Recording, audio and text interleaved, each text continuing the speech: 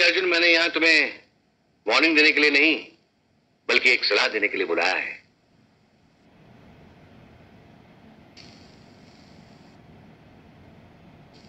मैं नहीं चाहता कि तुम कोई जोखिम उठाओ। देश को तुम जैसे ऑफिसर्स की जरूरत है। अगर तुम्हें कुछ हो गया तो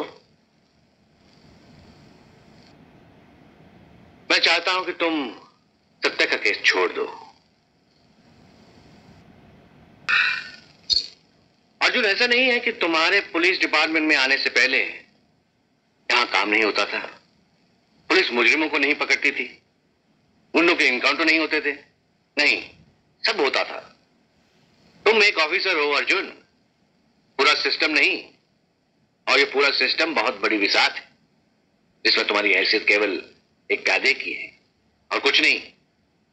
अपने हिटलरी जुनूनी दिमाग को काबू में रखो, वरना तुम्हारे लिए संविधान में से रद्दो बदल करने की कोई आवश्यकता नहीं है। पुलिस के हाथों तुम्हारा भी इनकाउंटर हो सकता है।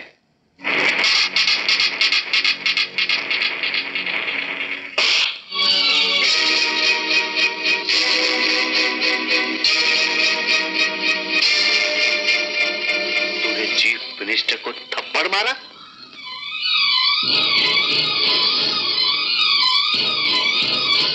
बज चुके हैं। अब तुम चीफ मिनिस्टर नहीं हो। तुम्हारी गवर्नमेंट डिसॉल्व हो चुकी है, इलेक्शन डिक्लेयर हो चुका है। अब तुम सिर्फ एक साधारण आदमी हो। ये थप्पड़ इस कमरे में मारा है, सिर्फ तुम्हारे और मेरे कानों पर मारा है। आइंदा अगर ऐसी हिमाकत की, बीच सड़क पर ऐसा कस के थप्पड़ मारूंगा कि उसकी गूंज 100 करोड़ की आबादी के कानों में पहुंचे। पंगा नहीं लेना, मिट्टी में मिलाऊंगा।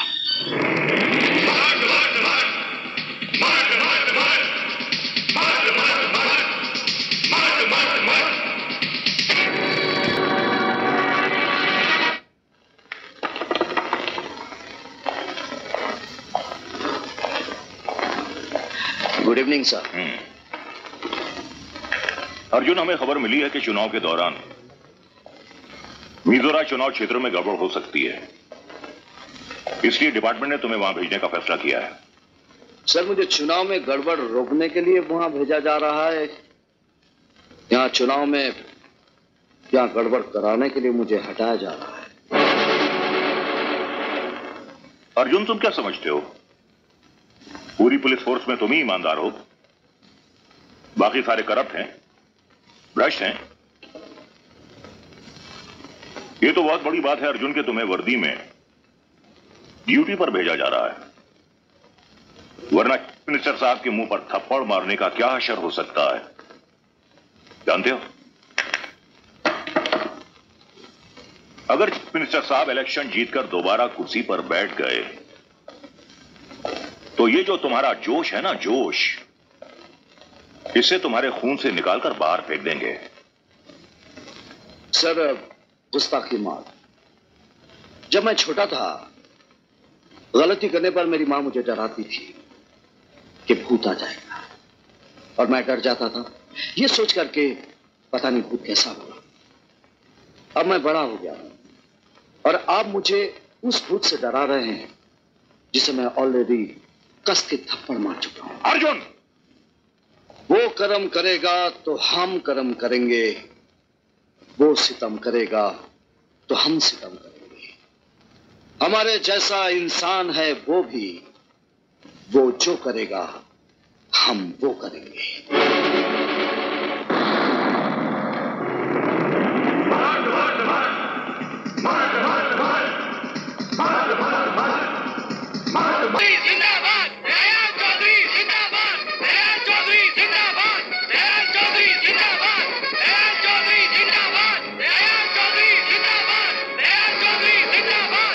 दोस्तों, बहुत कुछ कहने की उम्मीद लेकर मैं आप लोगों के सामने आया था, मगर अब जब यहां आया हूं तो मेरी समझ में नहीं आ रहा है कि मैं क्या कहूं, क्यों कहूं और किससे कहूं। इस भीड़ से कहूं जो 24 घंटे भेड़ बकरियों की तरह डरी और सहमी रहती है, जो देश की रक्षा करना तो दूर की बात है, अपनी मां, बहन और बेटियों की रक्षा नहीं कर सकते। हाथ फैलाकर ऐसे लोगों से वोट क्या मांगू जो खुद पिछले 50 साल से भिखारियों की तरह हाथ फैलाए हुए बैठे। ऐसे बुज़दिल लोग जिनके जमीर मर चुके हैं, जो जुल्म सह सहकर जमीन दो धोते जा रहे हैं, ऐसों से मैं क्या वोट मांगूंगा? जिनके मर्दों में, जिनके नौजवानों में मर्दों से कम और औरतों की झलक ज्यादा नजर आती है, ऐसे नपुंसक लोगों के वोट मुझे नहीं चाहिए। मैं जानता हूं कि अगर मैं तुम्हारे हक के लिए किसी लड़ाई के मैदान में कूदा तो बुज़दिलों सबसे पहले तुम दुम दबाकर भाग जाओगे। मुझे ऐसे नामर्दों के वोट नहीं चाहिए।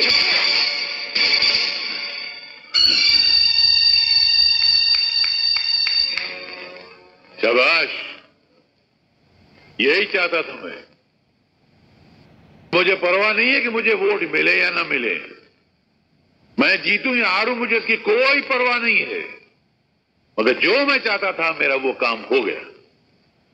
मैं चाहता था तुम्हारे मुर्दा जमीर जिंदा हो, तुम्हारे मन की सोई हुई आग जागे, अपने अंदर रक्षा करने का जज्बा पैदा हो। उसके आसार इस चप्पल से नजर आ गए और मैं कसम से कहता हूं कि यही जज्बा अगर हिंदुस्तान के हर मर्द, हर औरत, हर बूढ़े, हर बच्चे की दिल में पैदा हो जाए तो तुम पर जुल्म करने वाले, तुम्हारे साथ बेइंसाफी करने वाले, तुमको धोखा देने वालों के मुंह पर सुबह शाम चप्पलों की बारिश होगी।